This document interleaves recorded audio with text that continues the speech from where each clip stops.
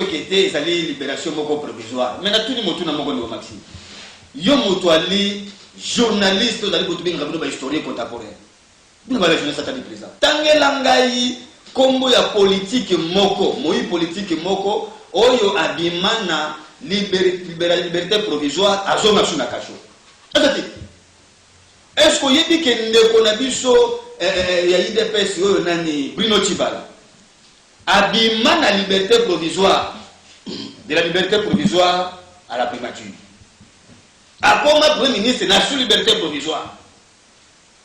Est-ce que se rendre compte? Na émission caméra yé et ça les gêne à bango. Zela kalaming te toko zela ko kan ndiko tshilo mba ko se prononcer à kalaming te. O ka poso caméra ko. Na émission que makamuno so yé ba ko mota la élection en 2023. Ndiko tshilo mba dit que nanu so asali akoko kasoko mokete ko gagner makonami surtout na est. Akome ko luka ko simba asimba wapi aibe caméra ni moto est awe ko mata nsuko récupérer yé tant sous que ces positions où se peut est peut permettre à sorte que azonga na rai. Merci beaucoup. Merci beaucoup. Ba oyebi tango mutazida kana mali akanisa kake nyoso ko mwa likolo ko leka s'appelle de ya kobima. Mais plus oko simba ka mesh oko dinda ka penasi. Plus oko simba ka likasa oko dinda ka penasi. Oyo ndeko tshimba ko sala. Ils ont tiré vers les bas. Merci beaucoup. Merci beaucoup. Merci beaucoup.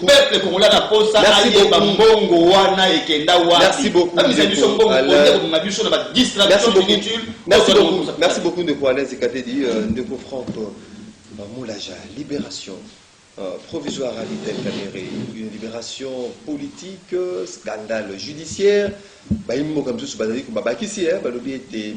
La volonté, il y a beaucoup de gens qui ont restaurer vraiment l'état des droits, la marche arrière, l'état des droits, parce que la libération est qualifiée du régulière. Merci beaucoup, Maxime. Mais ça dévoilait que moi, je ne suis pas membre de l'IDPS. Vous pouvez accepter que tant que vous soutenez une action ou bien. Et Zanga, la peuple congolais, a identifié des Européens. Tout ça, débat. Peuple, moi, quand je vois de bonnes choses, il y a des Congolais 100%. Des pères et des mères. Des pères et des mères. On a des pères et des mères. Alors, moi,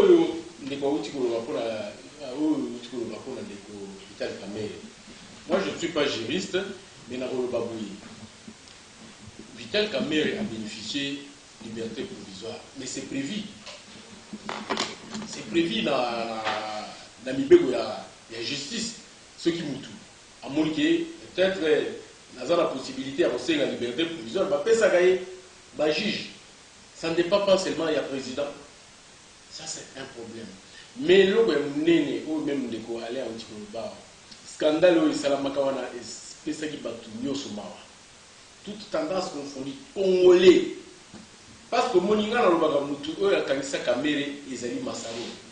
Au moins il parle miké, il y a un bon il faut qu'on colle un miké zuzo penda zuzo ndam, et l'eau se met en quête, l'eau comme une jeep, l'eau comme une pan, l'eau comme. Mais ce qui bon il y a belé malamoko, il y a un des salades qui folie à masaro, alors on va bon en télé bisaka. Ah ben ok la gombe tout ça, pour boire bon la musicien. Alors même en Europe même biso batokola na tango ngutu so bamonika okomosa la mouvement na bakolandela yo balobi mais o bambongo azu yango wapi o muto okomotonga immeuble boye service à sécurité bakolanda et okomola peut-être baye komoto le biloko c'est ce qui manque pendant l'état où évolué na Kabila fils parce que tout le monde est kaka motu dans les néants boye yo na zotonga immeuble dans les néants boye yo na sobiti plus à 80 000 mais azu eli yango wapi biloko bana yango ne pour ça de façon que batupe bakota ba loge ba kisi. Est-ce que justice n'a biso? Par exemple, on a la libération la libération provisoire. Même à ça que l'autre côté a tombé l'état pour tout la été. C'est ce qui fait que bon on a ndenge bimaka na modèle wana ezalaki bien de mbongo fallait servir population. Pourquoi ba ki batonga ndako pour ba policier donc na ba militaire c'était des bonnes choses ba initiative bien bien bazana ndako bien mais si ko bozo mbongo wana kolia Yango. Au moins, si on Kamere en tant qu'économiste, ça c'est un garçon très intelligent. Je dis bien très intelligent. Tant qu'on va quitter la justice, quand tu te places, il y a vous voyez son intelligence. Mais moi, même quand. On va détournement intellectuel. Même si tout le monde est bon, on a Massaro. Même Massaro, les gens, c'était parce que moi, je pouvais placer au pays Massaro, Zimbo, ça dit. Il y a un des mal à faire la boulot.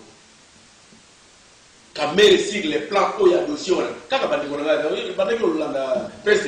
qui se plaignait que Kamere est innocent, la presse peine de la Mouka. Ça, je l'ai dit sur le plateau de la CCTV avec Jean Médard. Bakani Kamere, Pamba, Kamere a salé de l'autre côté, va libérer Kamere. Mais les Kamere a salé, on a juste bandé par la Mouka, non, non, les autres ont cette solution. Faut pas. Ah, on m'a tata. Parce qu'il ne faut pas condamner seulement la justice. Condamnons la population aussi. Matata est un bon premier ministre au régime à Kabila. Mais il y a qu'au détourner Mbongo, il y a Bukangalonzo. Parce que Bukangalonzo c'était un bon projet. Même si on Kabila. Mais ça, attends, le présumé innocent. Le présumé innocent. Kabila, c'est qu'il a d'idée paye bien. Tant que le premier ministre intellectuel, aussi économiste comme Matata, il y a un projet qui est Kabila. Kabila dit ah, boy, tu vas nous sommes les sous porter le bureau de l'Orienté. Et là, si vous Kabila, à Bimisimo, yo Zimbo, on a retourné à l'université. Acharnement parce qu'il veut être candidat. Nous voulons quoi finalement ici au Congo. Au moins, net va déconner à l'air boy. N'a qui joue quand on presse comme il parle beaucoup. Alors, oh, il y a même ceux qui est né, voilà, attention, 2000 francs congolais. Tous en place en rôti, mais vous voulez quoi au juste? Donc, pour la Congo, il ne faut pas écouter. Ça a la vision là. Quand on est chef de l'État, parce qu'il y a des mandat de ceux qui ont 5 ans, ou bien 10 ans, tout ça de façon négative, payer africain, pour moquer tout le monde. Parce que les lots négociateurs, ceux qui vont continuer à proposer, et qui ont béni, Félix Tshisekedi les lots. Merci beaucoup, Ndeko Fangoulaja, Torokenengela Singa, Totanga message. Bonjour Ali, que fait n'a pas invité? Question Kamere, il va postuler à la présidence de la République en 2023. Il peut voyager à l'étranger. Mais respect, c'est M. Willy Ndaka depuis Kingabwa.show. Depuis Kingabwa.show. Mais pour l'instant, par rapport à postuler à la présidence, c'est déjà Tanaïs Ali entaché, la régularité. Donc c'est purement une question politique, il ne peut pas voyager à l'étranger.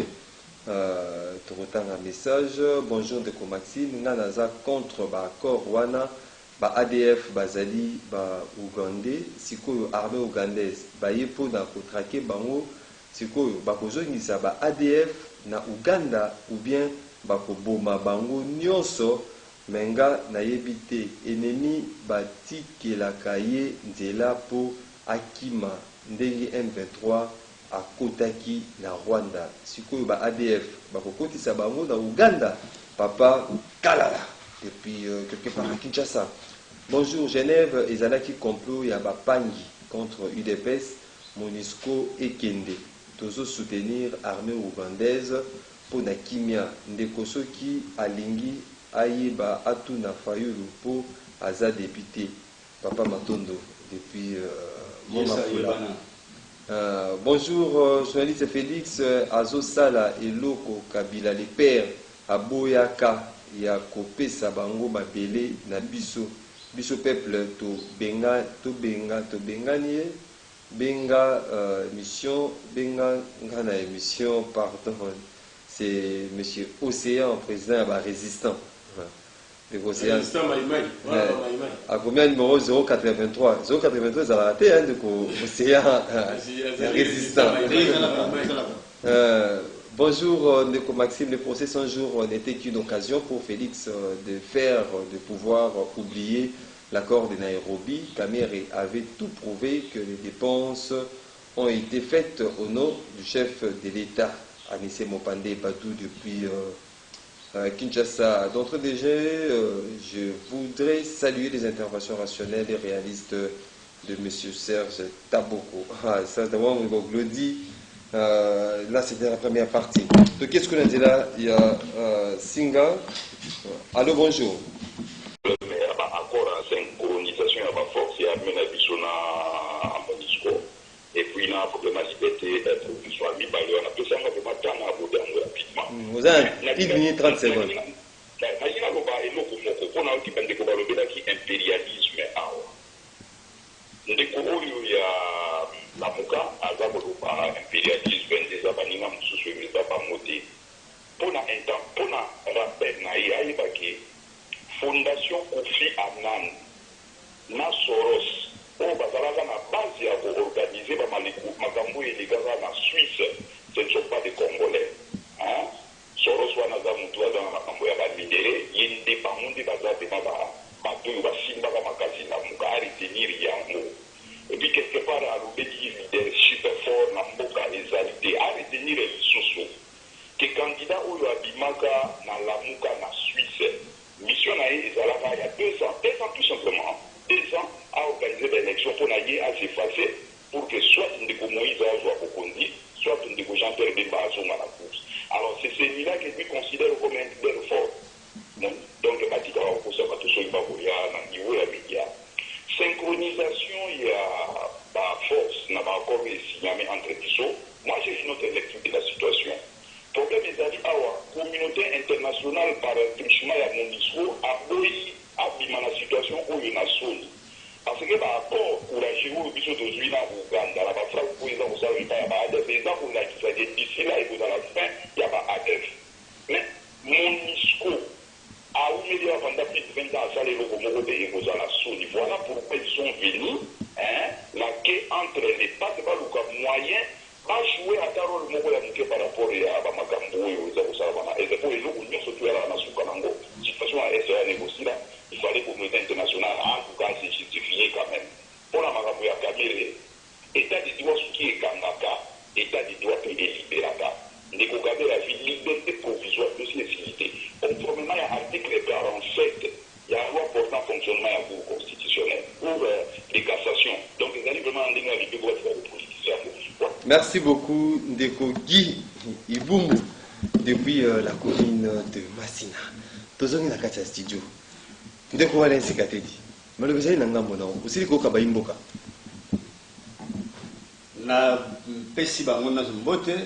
Mais ndeko moka komeli ngai awa esili na pesa comme message c'est très important.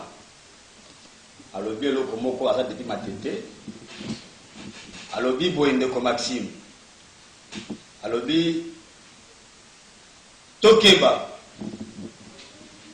pourquoi? Parce que poison et zongi. N'habite zongi na wapi? C'est à nous de réfléchir. Abi poison et zongi. Abi ba champion baye parce que sous soutien baye alobi bando ki basila kité bazomi sous dans mouvement na bango mais poison zongi. Alors ndeko François Kalonji, merci pour te communiquer ce message na yo. Maintenant que ndeko Guy Ibumbu alobi ete candidat à la moka wa bimaki la moka zaki makambo mo impérialiste tout ça ba Soros atangi bango belebele. Mais la moka vous avez peine de couture mon akati. Ceux qui ne couture on dit maka candidat commun. Mais la Soros on soit la kazalaki. Mais le quoi maman de Martin Paul m'a dit le commandant du peuple de la Soros fabima. Tout ce kalokuta. Ayo ko ba suelo ko ya candidat na yaka pour na beza. Mais ça qui na ba campagne de konanga yegi. La campagne nous entendez ko sala pour que aluka ko joie motema ya les 6 autres leaders, tous les 5 autres leaders va voter. Chacun avait sa façon de battre la campagne. Alors, ceux qui ont dit ma casse la campagne, tu vas battre la campagne. Ma belle salut. Toti kamuté malikunya. Ndé qu'on a Raphaël yo yeso yebana.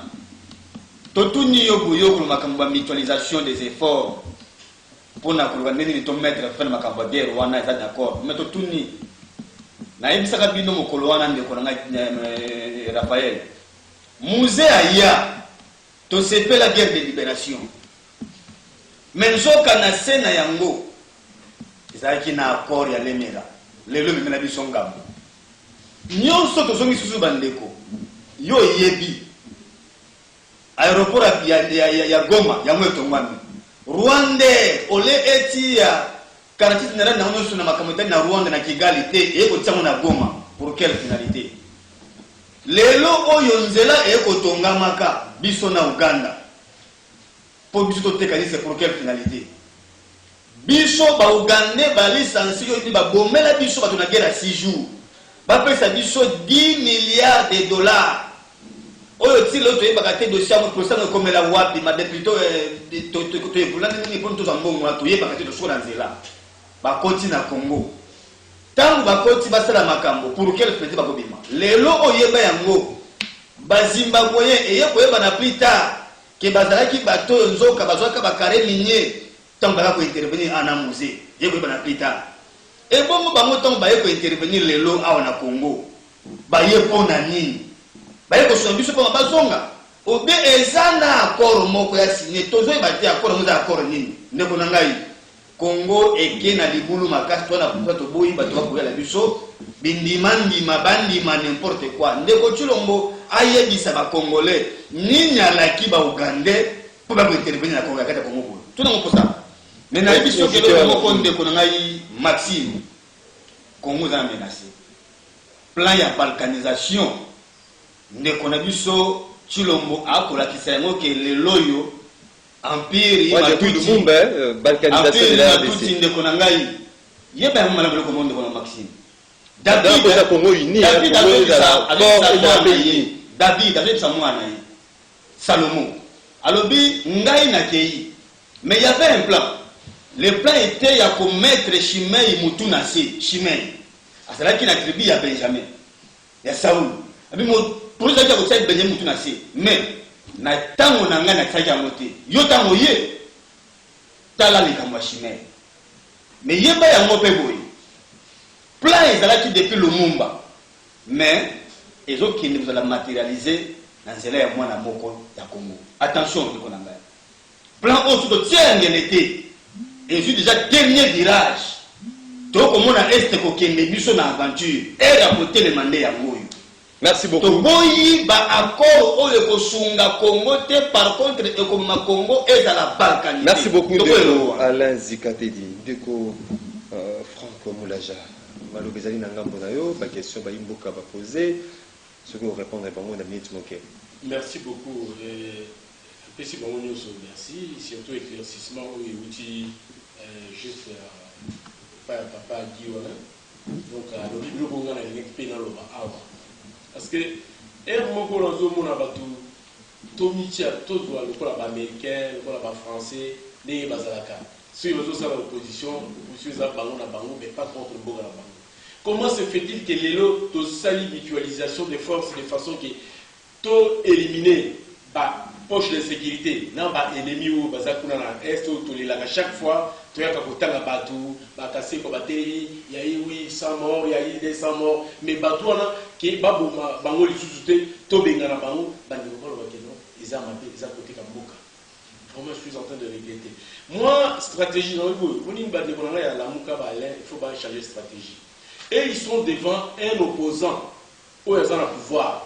Oyo à côté de la formation politique ya papa na ya formé au moins moi na mécanicien na o muto atanga mécanique na lista c'est différent na moi no président atanga mécanique anda papa na ya mécanicien ou on a na pratique à peu d'expérience. C'est ça la difficulté au moins awa bato la muka opposition basa bangona FCC basangana ki ba non voilà donc force derrière l'église catholique mais Félix c'est que dit regarde dit non. Moi, je suis un monsieur humble, la colonie dans l'opposition. Il est allé juste auprès de le père spirituel catholique. À Koutaïna Bango, Batora va faire ma déclaration là-bas. Les gens sont oh non, nous bloquons les Sénats. Félix Tshisekedi dit que non, bientôt c'est 2023. Élection, on a besoin de tout le monde. On a besoin de tout le monde. Il faut qu'il y ait la paix. Il cherche maintenant à faire la paix avec tout le monde. Non, peut-être que justice est plus Kamere liberté. Ah, parce que Kamere est qui arme, il y a presque payé. Kamera Kamera Bimi, et que Kamera est libre. Tshisekedi a se présenté en 2023. Kamera a dit non, voilà, moi, je demande à tous mes frères de l'Est de soutenir Tshisekedi. Si il y a un candidat, commandant du peuple, il n'aura que l'appui. L'appui de l'Équateur chez Bemba, l'appui de l'Est chez Kamere, ou bien de Boussa Nyamisi, ou bien il aura l'appui de Moïse au Katanga. Ndé difficulté ba de monanga ya la muka bazala mo ba tika kaka na makele les ndingwana leadership puissance des ajoutés. Donc nous devons aimer notre pays et le kozali wana toza la mboka pour bitumba esila so bitumba esili oya koya pesima akuta chantier te o muninga na yo kaka pasi atanga mo soki na remplacer Kabila na mona pasi kolongo pa na la liberté sur le nzela ya donc Félix Tshisekedi a un dur labeur na lobby na ngai mboka eza chantier. Quand on a un bandit qui chasse les gens au débat, pour babomisa, social tantôt fonctionner pour tout, ce qui est l'intérieur, tantôt surgeler le bandit, tantôt surtout l'infirmier, au-delà de la promesse de l'infirmier, jusqu'à ce que moment de la continuité. Chantier, vraiment chantier. À côté de moi, on a mboka, ils ont pesé que non, mboka très bien, Zéland et Côte d'Ivoire, mais ils ont raté. Rwanda est bon, il a rappelé d'État. Rwanda est dans le territoire de Songolo. Merci beaucoup. Ça peut prendre combien de temps? Merci beaucoup, infirmier, Benga Kinga Bessingan de Maxime, vraiment l'obé la biso. Tous allez qu'au foot à maté, tous allez qu'au salaté, banda, promesse, nous sommes à gouvernement, PSA pour foot à biso, tilelo. Foot bisoté, vraiment, il faut. Espérons que le gouvernement tiendra en compte la situation des infirmiers en République démocratique du Congo. Il y a couverture de santé, la couverture de la santé. Deuxième tome déjà, il y a la promesse déjà. Mesdames et messieurs, l'émission est terminée. Tout ça qui vraiment Alain Zikate dit, cadre il a décidé. Merci Ndeko Maxime. Ndeko Franck Moula, journaliste politique. Merci beaucoup. Merci Ndeko Maxime, merci Nabala. Vous allez qui est belé, hein,